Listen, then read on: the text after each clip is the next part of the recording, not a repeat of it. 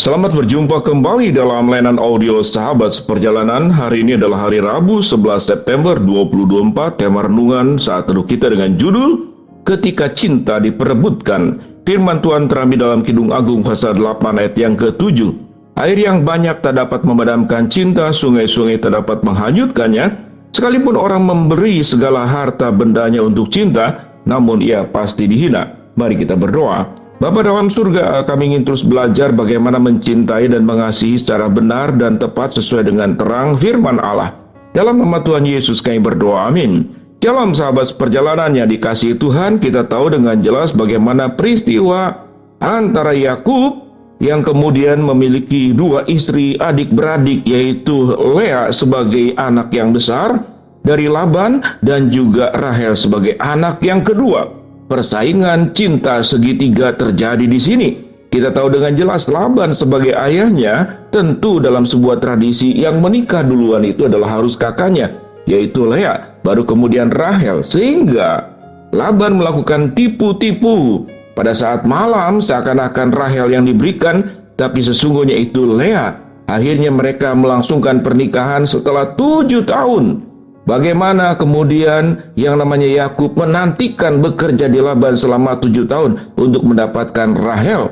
Cinta Yakub sedemikian luar biasa sampai kemudian harus kerja 7 tahun lagi untuk bisa mendapatkan Rahel, dan kemudian mereka menikah. Di dalam proses kemudian ada yang namanya tawar-menawar sampai kemudian diberikan lagi 2 hamba, 2 budak dari keluarga ini. Sahabat seperjalanan, sehingga Yakub pada prinsipnya dia punya 2 istri yang sah dan 2 kemudian istri daripada budak yang diberikan. Sahabat seperjalanan yang dikasihi Tuhan, betapa rumitnya rumah tangga tatkala seseorang mencintai yang kemudian diberikan adalah pihak yang lain, atau kita menikah dengan orang yang tidak kita cintai sementara yang dicintainya itu mengalami berbagai macam hambatan. Kita tahu dengan jelas bahwa mamahnya itu adalah Ribka dan papanya adalah Ishak. Dari siapa? Yaitu dari Yakub. Disuruh ke Laban karena takut dibunuh oleh Esau, maka Yakub disuruh ke Laban. Laban adalah kakaknya Ribka. Yakub kemudian bertemu dengan Rahel. Rahel mengajak ke Laban. Akhirnya kemudian Yakub bekerja di Laban selama 7 tahun untuk mendapatkan Rahel, dan dia bersedia bekerja tanpa dibayar. Setelah genap 7 tahun, malam pengantin, malah yang diberikan adalah Lea. Waktu bangun pagi-pagi, Yakub kaget dan marah-marah. Emang Lea itu kurang cantik dibanding Rahel. Jadi artinya ada satu unsur Yakub mencintai Rahel karena Rahel lebih cantik daripada Lea sekalipun itu adiknya.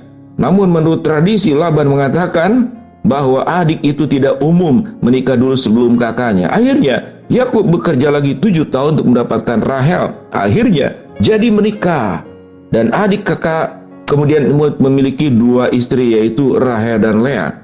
Lea berharap Yakub mencintai Lea, tetapi Yakub tetap tidak mencintai Lea. Lea itu sampai Yakub itu ditipu sampai 10 kali oleh Laban. Yakub mencium Rahel dan menangis. Yakub mau minta minum ternak dari Laban. Yakub mencium Rahel. Ini peristiwa waktu pertemuan dengan Rahel. Rahel itu memang secara karakter baik, secara paras baik, lalu menceritakan semuanya ke Laban. Rahel itu memang cantik parasnya, Alkitab mengatakan, dan elok sikapnya. Itu peristiwa yang seakan-akan ini adalah sebuah sinetron. Ketika Lea tidak dicintai, dibuka kandunganlah Lea.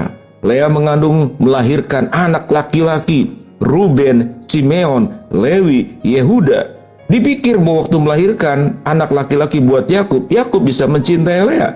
Tetapi cinta Lea ternyata tidak disambut oleh Yakub. Rahel cemburu, lalu memberikan budaknya itu Bilha supaya melahirkan anak, dan namanya bernama Dan, lalu kemudian Naftali. Lalu kemudian memberikan budak lagi, yaitu Silva, yang melahirkan Gad, Asyer. Lalu Rahel minta Lea tidur dengan Yakub supaya lalu kemudian lahir kembali anak yang namanya Isakar, lalu lahirkan kembali yang namanya Zebulun, lalu melahirkan lagi anak yang terakhir adalah perempuan bernama Dina. Rahel akhirnya dibukakan kandungannya yang kemudian melahirkan namanya Yusuf dan Benyamin. Sahabat seperjalanan, sedemikian rumit kisah daripada Rahel. Lea, dan juga Yakub, dan bagaimana Laban sebagai orang tua. Apa yang kita pelajari dari sebuah kisah yang sedemikian panjang perjalanannya, 14 tahun. Kalau kita bisa melihat bahwa di sini berbicara tentang cinta manusia yang bersyarat. Kenapa dikatakan bersyarat? Karena pertama pertimbangannya, Yakub itu mencintai Rahel karena memang parasnya cantik dan elok juga sikapnya. Itu lalu kemudian ada juga kepentingan daripada Laban. Dia menjaga rumah tangganya, ada aturannya apa? Yang harusnya menikah adalah kakaknya dulu, baru kemudian itu adiknya, kakaknya Lea dan adiknya itu Rahel. Di dalam perjalanan panjang kemudian ada tarik-menarik, semuanya itu berorientasi kepada diri sendiri. Rahel ingin mempertahankan Yakub, tetapi Rahel kemudian tidak memberikan keturunan sampai di penghujungnya. Barulah kemudian Rahel itu bisa memberikan keturunan. Tetapi itu pun dari siapa? Yaitu dari budaknya. Sampai kemudian dibukakan kandungan di terakhir, lalu Rahel bisa melahirkan Yusuf dan Benyamin. Betapa rumitnya yang namanya cinta manusia. Semuanya urusannya adalah cinta yang penuh dengan syarat. Saya mencintai karena menyukai dia, saya mencintai karena yaitu dia parasnya cantik dan juga karakternya baik. Lea pun sama. Sebagai istri yang pertama, dia merasa berhak untuk mendapatkan cinta dari Yakub. Tetapi ternyata Yakub tidak mencintai, yaitu Lea.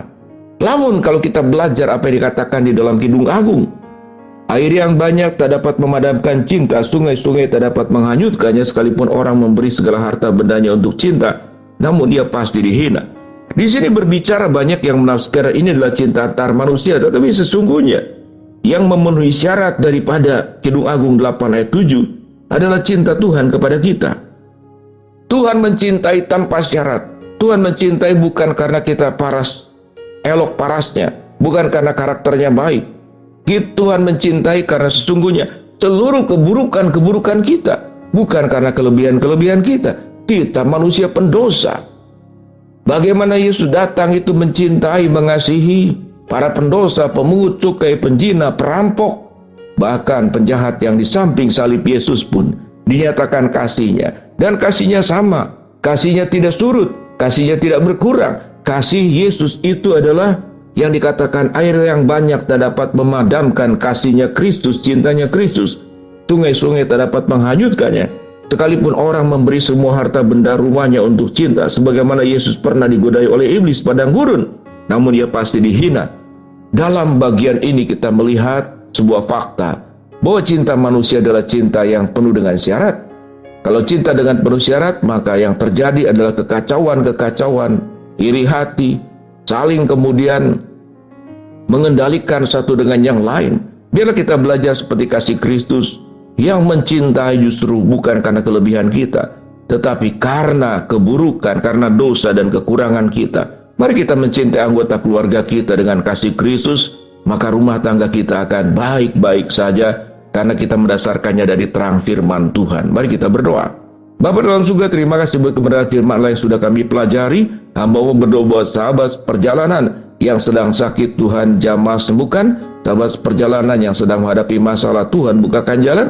Sahabat perjalanan yang sedang berdoa mengharapkan sesuatu, Tuhan kabulkan dengan cara dan waktunya Tuhan. Di dalam nama Tuhan Yesus kami berdoa. Amin. Shalom, Tuhan memberkati kita semua.